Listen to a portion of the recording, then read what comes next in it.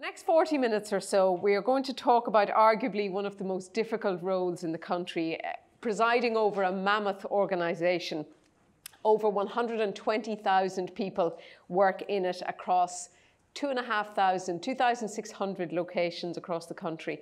It has funding, as we know, of over €17 billion for this year, but it never seems to be enough, does it? So what does the future hold for the HSE and the job that it does? We're going to talk to the man in charge, the new CEO of the HSE, Paul Reid.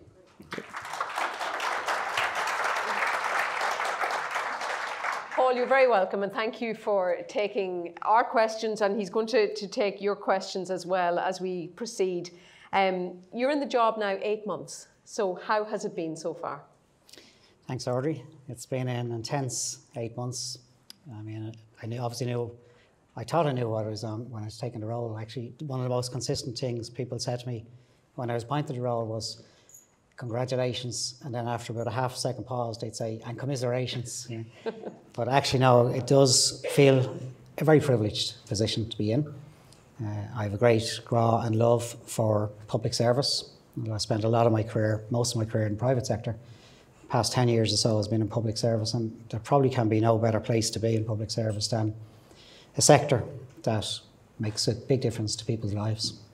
What did you bring with you from previous roles? Because I read somewhere that you sought out this job as CEO of the HSE. You really wanted it. I did, yeah. I was at, my last job, just to say, I was just over 5 years as CEO of Fingal County Council, which was a phenomenal job, fantastic job, and really working with local communities. But as I said at the start, most of my career has been in the private sector, and predominantly most of that with ERCOM, although when I joined it, it was the Department of P&T, so through various different transitions. So I've also spent time in the not-for-profit sector, so I spent just over a year working for Trócaire, all over the world, particularly Africa, Asia, South America.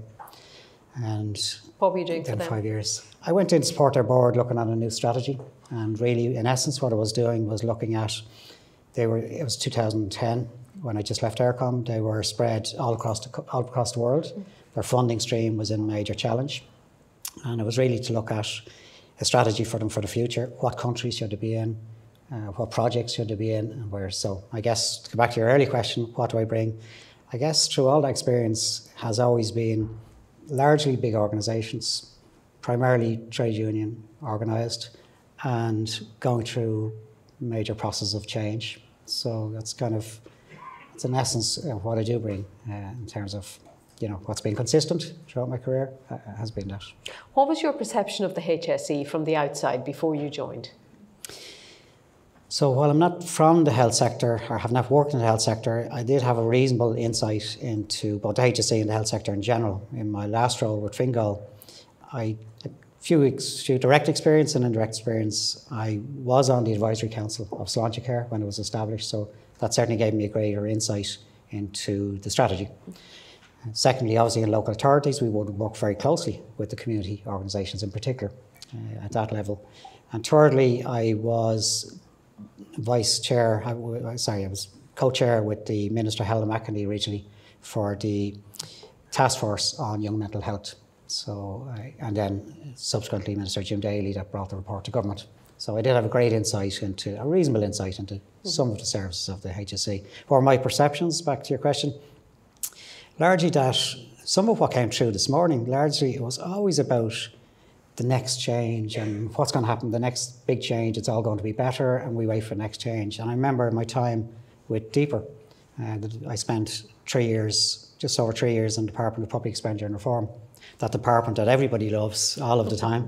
And in my time there, I used to always say, God, it's always about the next change. Like, wouldn't it be great if we can focus on running the service, and delivering change at the same time. So my perceptions were, it just seems to be always about the next one. And, I wonder, do people in there, are they confused? Are they bought in? And a lot of the very real discussions from your earlier panel this morning about engaging people on it. And did you have any personal experience of using it, you or your loved ones or anything like that? Oh, sorry, yeah. Well, I had a really interesting experience last week. I spent a lot of my time since I've taken up the role getting out and about in our services. I try commit a day and a half. I do commit a day and a half every week in all of our services, out with staff.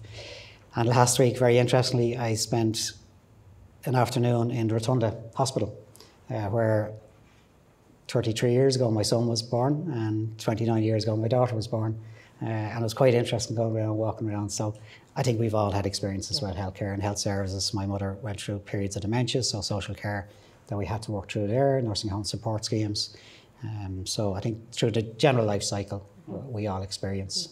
And did you have positive experiences with the HSE, with the health service? I did, I must say, from the outside experiences, they were obviously, we've had good healthcare. So my experiences were good in terms of using the services. So what have you been doing then for the past 8 months? You've been clearly just finding your feet, getting to know people, talking to people, working out a plan? Mm-hmm. Yeah, timing worked out quite well for myself because we had a new board was just being appointed. So that's a very fundamental different governance structure for the HSE. In fact, I often reflect, isn't it crazy that a 17 billion euro organisation wouldn't have a board? As a CEO, not to be held account. That was just alien to me. Even in a local authority, you had the 40 councillors who held you to account. So it's just, timing was good. I did work with a directorate for a short while, but then the board. So that was really good. In terms of the time that I've spent, first experience, I guess, was I engaged a lot with our stakeholders in the first couple of weeks, even before I joined. So talking about Secretary General of Government, Martin Fraser, Robert Watt, obviously Jim Breslin, Department of Health, trade unions, consultants, organisations, GPs, patients, public. And my immediate sense, early sense was we have a system that's a bit at war with a lot of our stakeholders. And, it's okay to be at war with some of your stakeholders sometime, but when you're kind of in a sense of at war, and I don't mean that as a criticism of anybody or my predecessors, but if you take the time that I took up the role, it was, just not a year maybe after the major crisis of cervical check, and all that went with that in terms of women's health and public media presence, and resignation of, 3 different CEOs within the space of a year. So what I experienced earlier on was, firstly, we're a bit at war with stakeholders. Secondly, we need to give a roadmap for our staff, for our people. We need to work with our stakeholders, get our stakeholders, a win-win situation with some of our stakeholders. We'll always have different directions. So that was the kind of early experiences. The other one, which I really want to say in particular, and it's just reinforced every day for me, was, I've worked in different sectors, as I say, and you always look at what you're doing from, whether it's the customer, the client, or in this case, the patient out. And that's in my background. That's what I do. So I always take it from, in this case, the patient back. And you're always trying to work with your staff and your organisation to say, we must look at the patient first. But in healthcare, what I experienced was, you didn't have to talk about that. The commitment I've experienced from staff in our front line and across the services, it's absolutely phenomenal. They work, a lot of staff work in phenomenally difficult conditions, whether it's, our mental health services, drug addiction services, where I was last week, acute emergency departments or community sections. But their absolute passion is to make it better for the public. So I immediately tick that box. Well, that's not something we have to concentrate on, which was great. And I think it's, I know we touched on this more than you did in your opening. What's good about healthcare? What's good about healthcare is the people who work on it care. So that was an early one. And, so what's the priority then? It's such, as we said, it's such a mammoth organisation, and it seems to many of us on the outside to be in crisis a lot of the time when you talk about access, getting in to get treated. How do you tackle that? Yeah, you do. And as I said, when you look at if you're setting your priorities, and Chairman Kieran Devan was here this morning talking about the priorities set for the board, which are my priorities, you have to look at it from the patient's and the public's perspective. And one of the biggest pressure points is access, as you said. So that is up there as number one with our priorities, and all safety and care that goes with it, but access in terms of priorities.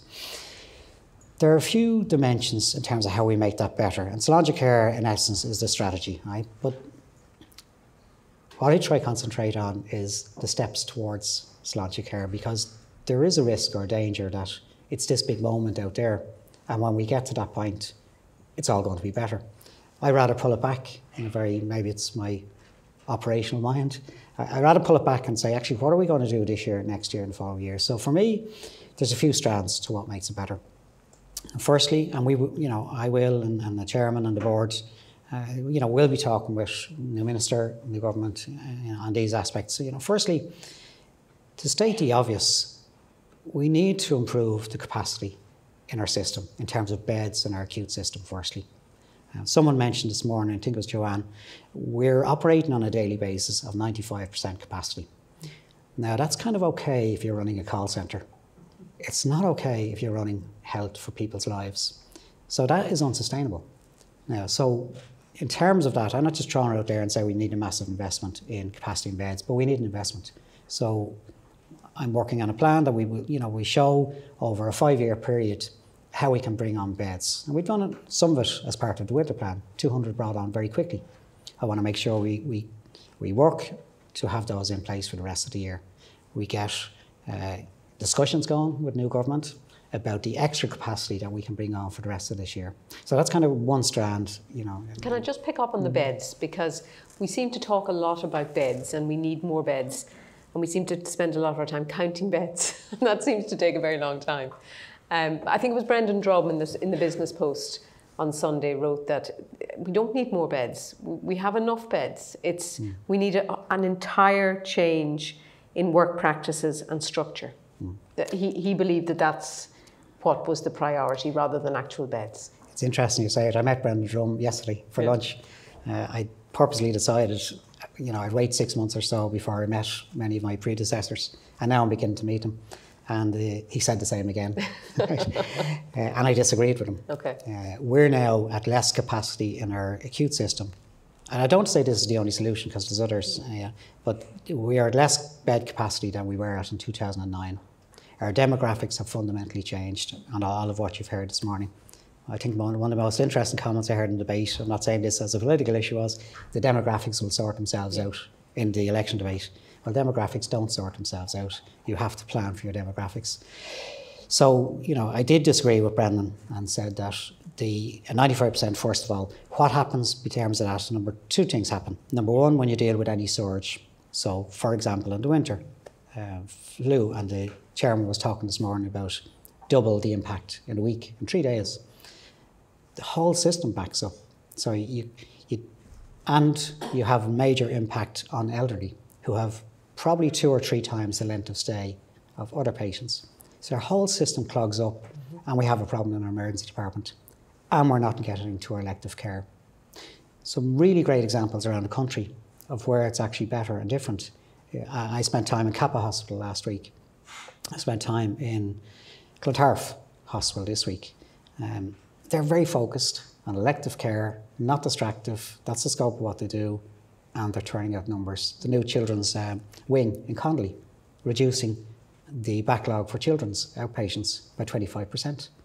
So it is proven the improved capacity will address us from a number of perspectives. And again, I will qualify, it's not the only solution, because where I did fully agree with Brendan is about reform, is about restructuring, is about reorganisation in terms of the services, but also in terms of the HSE as well, and work practices. Can we talk about politics and the politicisation of healthcare? And Sarah Burke was here just before lunch saying that she regards it as the biggest obstacle to changing how our healthcare service work. Is it possible in this country to remove politics from health? It would be mad. I mean, we live in a democratic society, and that's one thing I value. In my experience, my learning, I should say, having spent 30 years in the private sector and the last 9 years in the public service, you do have to manage an extra layer in the public service. So there's an extra layer there's an extra political layer. And some people enjoy that, and some people it's not for them. But the ultimate decision makers about what's right for this country are the people, the public, and they elect politicians to set policy. So I'm actually very clear, political policy should be set by the politicians. I'm an implementer. I will try influence policy, and I will be talking to the next government in that regard, and the department, key role of the department. But, you know, they are policymakers. They are, but I'm talking, I suppose, in relation to the development of health policy. The regional reorganisation, for example, is that a way to try and limit the influence of politics in our healthcare service? And when I say that, I'm talking about the Hanley report, which I think I can mention here because there are no politicians here. That recommendation that these acute hospitals that we have in this country shouldn't be operational as acute hospitals. Yeah, there's no doubt there can be a dysfunctional element of politics in terms of implementing policy. And, you know, I've had some of those challenges in local government. I've had them here in local government. I managed 40 councillors. That was quite a challenging board to have. But no, we all say, and it's said during the election, that there's a political consensus around the implementation of Sláinte Care. Okay, and that is great. Okay. The big challenge for next government, working with ourselves and for us, is to implement the strategy.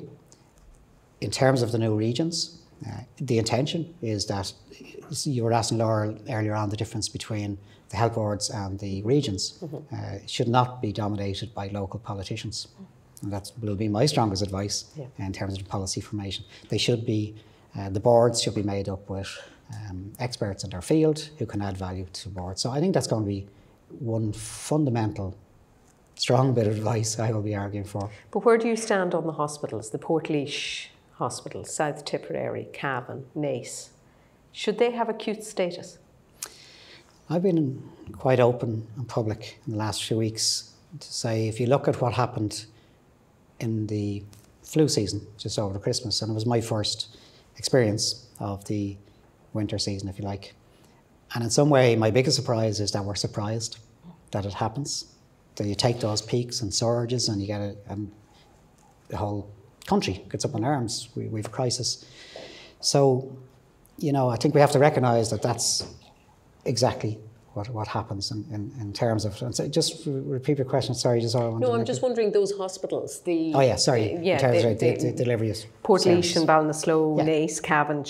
Do we need to reduce the number of acute hospitals? Well, I would put it this way. And it was one of the 5 points I would say to you that we will be on. This is one of them. We have a great opportunity in the future. If you take the trauma care strategy, that's there since 2018, and we're working through with our board in terms of looking at that strategy. That sets out about getting the specialist skills in the right places on scale. You know, so if you're in a major trauma accident, you do not want to be brought to the place where you don't. And people will say they like their local hospitals. Of course you do. But if you're in a major trauma accident, you want to get to where the right skills and clinicians are on scale. So trauma strategy sets out kind of route now. Is that two though? Is that Dublin and Cork? Is that Dublin, Cork, and you've Galway as a kind of specialist centre as well. But you have a whole set of spine networks off it with specialist care. Okay. The reason I say that, I mentioned that strategy, that gives us an opportunity then to look at the services of the various hospitals. And how do you, for example, getting back to your earlier question, how do we use that opportunity to really address our electives and our lists and our outpatient lists? And if you look at 2 examples that have been very politically contentious, Roscommon and Dundalk.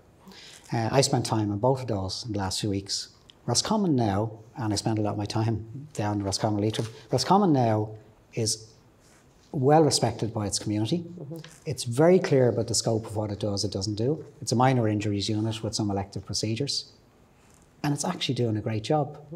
In Dundalk, for minor injuries, and people are travelling from, I know, football clubs, etc., are travelling from North Dublin straight out, being seen in 45 minutes and back out. So there is a roadmap for us for the future. And I would not say, I would not position it as reducing services or closing hospitals. Not closing hospitals, but removing their acute services. I'd say targeted focus. For example, we have 29 emergency departments, and I've been on the record to say it's unsustainable to keep that level across the country. Decision for government, decision for policy makers. But my experience in my first winter is, it's the level of care and safety that we need to provide can be done in a different way. Yeah. By not closing the hospitals. By not closing the hospitals, no, exactly. And to be fair, I don't think anyone is talking about closing them. It's making more Roscommons and Dundalks, isn't it? I think they've proven great benefit.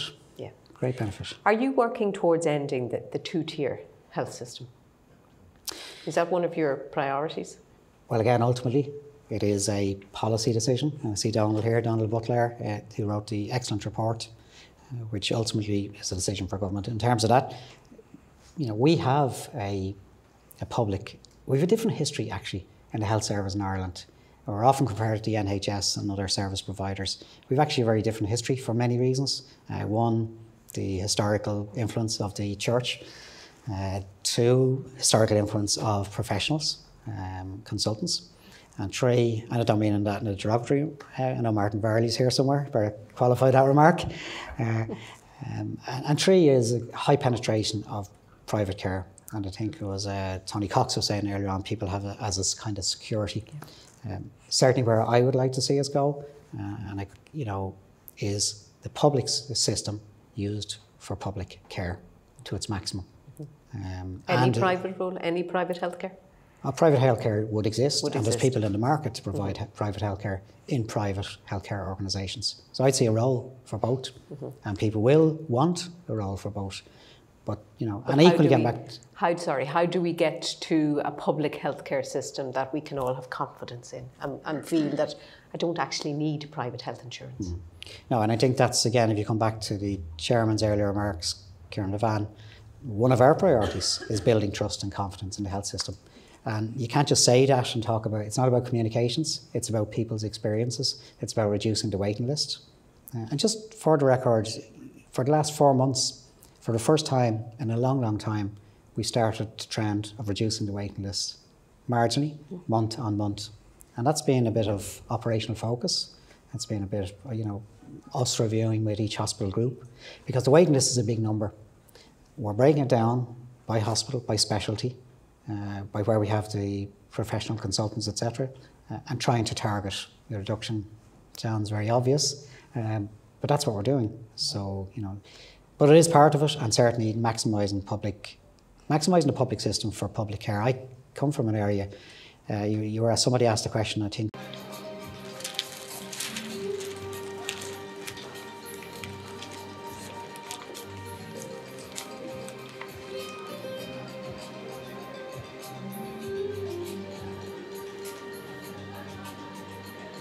When would you envisage the elimination of the two-tier healthcare system? I mean, is it realisable through Sláinte Care? So we're talking maybe another, it's meant to be a 10-year programme, maybe 15, 20 years. Is it going to take that long?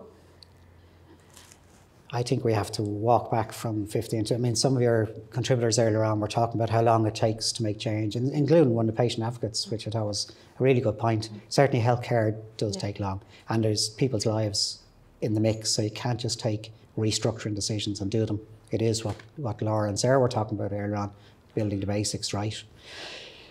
But certainly the Irish public can't wait 15, 20 years, Now, again, the chairman's remarks earlier on, Kieran's remarks, what we don't always see, and you said in your remarks, Audrey, at the start, we don't always see or value what's really good about our health system and the experiences that people have, whether it's extended life, or it's experience when they get into the system.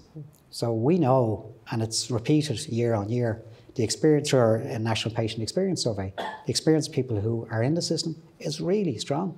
There's a 94% satisfaction rate across most aspects. So it's, we need to be careful. It's hard to stand over, isn't it, all the stories we hear when it comes to access, when we hear about the patients on trolleys for days. Yeah, and look, part of what I do every day is, get those representation, those stories, and patients and public and families contact me. And to be honest with you, it's the hardest part of my day when you read through some of the issues and you try and make progress on them. But I think we have to keep focused on the big picture. We have to keep focused on the main elements that make this better for people. And it's a combination of some of what I said to you about what services and what hospitals, some of it about the, a build-up of capacity, some of it about what your main theme was this morning, integrated care. I must say, in our winter plan this year, experienced some of the best examples of integrated care. And the other point I would make about integration and reform and Sláinte Care, Sláinte Care for me, and when your contributors, it's not always just out there there's many innovations going on. I've been all around the country in our community acute setting, and every place I come away from, I see another new spark of what people are doing, and doing it in a different way. And we really need to get better about scaling those changes up. They don't always cost. It's not always about extra resources. Some of it is process driven. And we do need to look at the health system, from my perspective, from it being a process driven organisation. It's patient focused. But what are the pathways that people experience through the various levels that we service, and how do we make them consistent and better? And, you know, there is a major element of process reform that we can do. And what does that involve? If you look, for example, on our ED pathways, you know, you'll see some great innovation. I was in St. Luke's in Kilkenny. A really good example that's picked up on some hospitals of streaming. And that involves working very closely, the acute system working very closely with their GPs. Tony Cox will know this. A great alignment between the GPs and what they refer into the acute system. So if they refer, they have kind of an accelerated route for certain types of referrals to the advanced medical assessment unit. You're not clogging up the emergency department. It's a great working relationship between the two. So, you know, there's ways of, you know, and you have other hospitals who have discharge lounges, which is, you know, a better experience for a patient. Not waiting in the ward till 2 or 3 o'clock, freeing up bed capacity, in a much more protective discharge routine with specialist care. And none of those have cost money and can be scaled up. And a lot of hospitals are doing them, a lot of acutes. So there's innovation out there that's worth scaling up.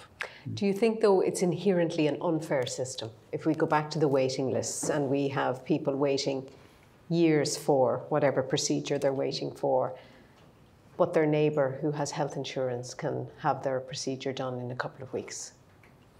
Yes, is the only answer to that question, you know, and comes again. And it gets worse if, you know, depending on some parts of the country you are, or some parts of the city you are, you know, or some issues you may have to deal with in some places. Getting access to a GP is a real difficulty at the moment, and that's not fair. So I think we've all acknowledged you know, the inequities that exist. The roadmap, and Sláintecare as well referenced today, is, you know, is about reducing and eliminating the inequities. So if I'm in the inner city Dublin or North Cork or somewhere, I have the same access routes and opportunities for my healthcare, you know, as somebody else. Well, people will wonder how long they have to wait for this to happen. We're already talking about 2022 at the earliest for the new regional reorganisation to happen. How long more do people have to wait to get that access that we've been talking about? Well, I mean, I think just, I don't sound defensive on this one, but some of those experiences are happening today in our hospitals. People are getting access and having care and coming out with a good experience. The problem, as you quite rightly say, is the number and the volume that we're dealing with.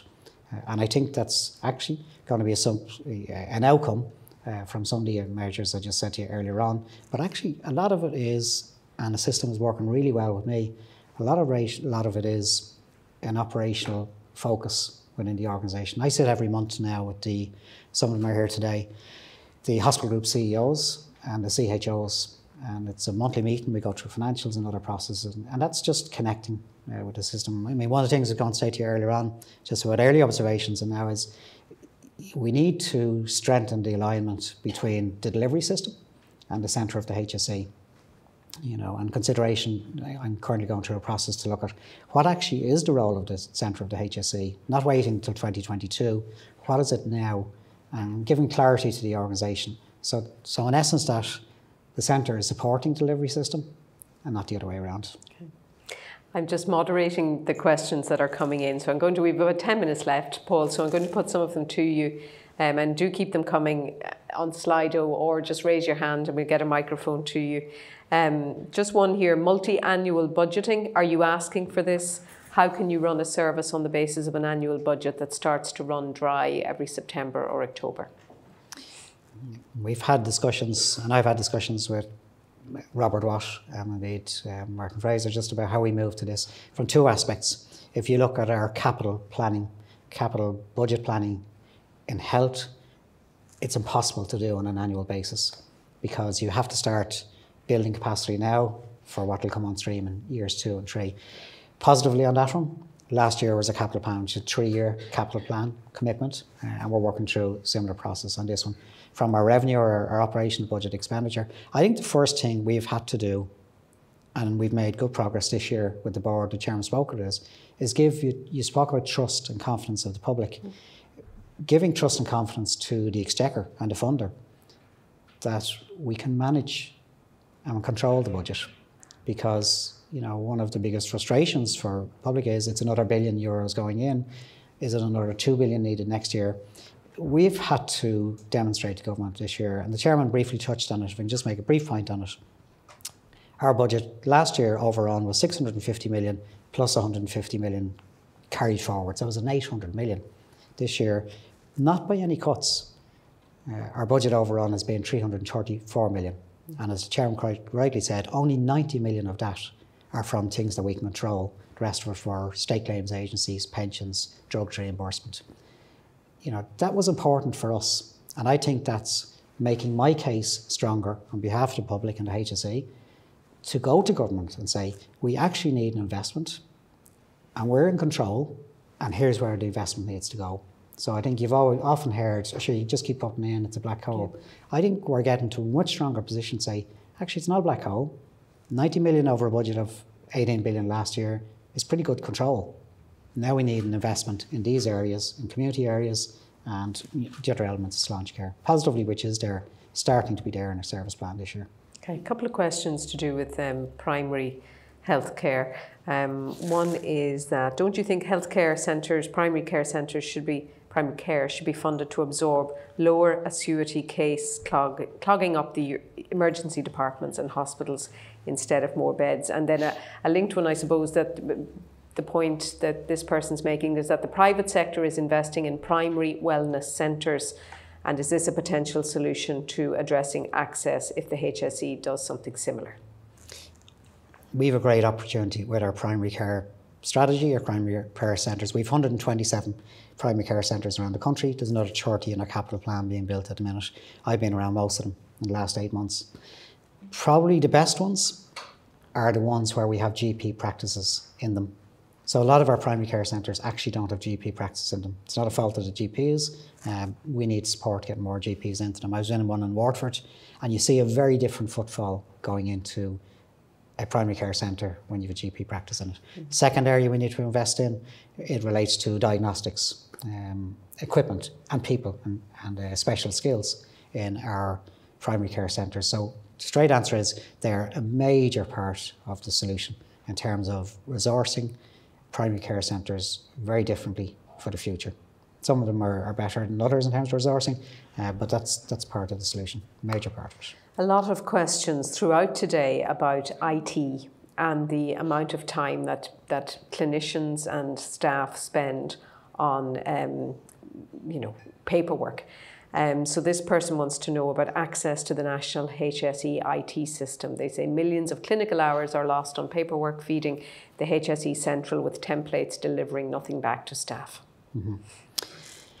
Someone made a point earlier on that healthcare systems are a little bit of a laggard in terms of technology and e-solutions in terms of public health. Certainly one of my learnings was if you just park the e-health delivery for a patient, our infrastructure capacity in the HSE is very weak. So you go into some hospitals, you know, I used to ask about Wi-Fi and apps. You've ever thought of using apps, and they say, well, actually, we haven't got, you know, a network that's supported. So there is a bit about strengthening our what I would call the basic pipes of infrastructure. So that is a major element. And now look, the fundamental point that the person posed there, just in terms of the reporting and templates. Yes, I mean, the amount of reports, and that's where I come back to, I want to get the HSE supporting the field and not the field supporting the HSE centre. It's a bit of a roadmap we'll go on, we are going on, and, you know, challenging, but we'll go on it. But yeah, you know, the volume of reports we have, we really need, and the board are quite challenging this one. You know, what gives us a really good summary of what's good look like, you know, or what we need to address. So there's a bit of work going on ourselves to get to a better place and the board in terms of a better balanced scorecard that's taken from certain levels. But, you know, I feel their pain largely. Yeah. One question on access. You say access is your top priority, yet Ireland is failing patients badly in accessing new drugs. Thinking beyond funding, when can we see reform in this particular area? And I've been challenged in the hallway a few times on this one too. Yeah, I mean, we spend 2.4 billion euros every year on drugs and new medicines of our 17 billion euro budget. It's a very significant spend of government and expenditure. And there is an agreement which expires this year with the IFA, the industry, and that will go through its negotiations.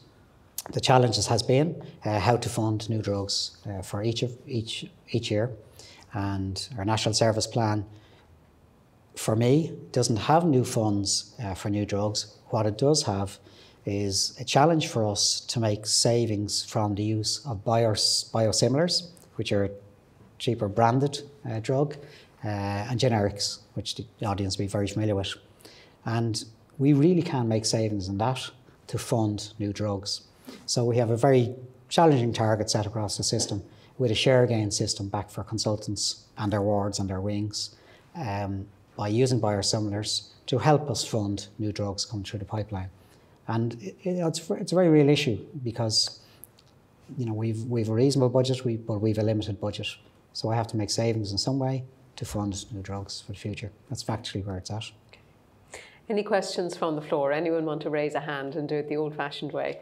Your questions to slide have been great, so thank you very much for that. Just a couple more just before we wrap up. Paul, I suppose you will be working under a new health minister in a few months' time, and several parties in the past have promised to get rid of the HSE altogether. Might you be the last CEO of the HSE? As I said to someone recently, it certainly should look very different. Sláintecare's direction and flight of travel is the centre of the HSE should be smaller, and we should be devolving, and we should be, but it would be a mistake not to have some of the clinical standards, some of the clinical governance, some of the accountability, and as one of the patient advocates said earlier on, some of the sharing of learning from mishaps that go wrong. So there has to be a role for a very different HSE centre and giving devolved regional accountability. Would it make more sense to merge you with the department? I think as part of this process, actually, we're very open and clear about it. Part of this process in terms of looking at regions in the future, what I have experienced is there's actually a lot of duplication. We in the HSE centre duplicate a lot of what happens in the delivery system. So that's not good use of resources. So I have to focus, which I am, on how to reduce that duplication. Equally, there's a reasonable level of duplication between ourselves and the department. So new governance structures is a new opportunity to look at. So looking out, future for Sláintecare, what is the role of the centre of the HSE? What's the role of the department? And what's the role of the regions? Has to be part of the solution. It's a 5-year term for yourself. How will you assess how you have done when those 5 years are up? What does success look like? I said it from the start, every role I've been in has been looking at it from the experience of the customer, or experience of the patient, or experience of the communities that we serve. And there's no other measure other than our healthcare, the trust and confidence of people and our key stakeholders has improved, but the experience of patients has improved. Thank you very much. Thank Paul you Reid, very ladies and much. gentlemen. Thank you. Thank you.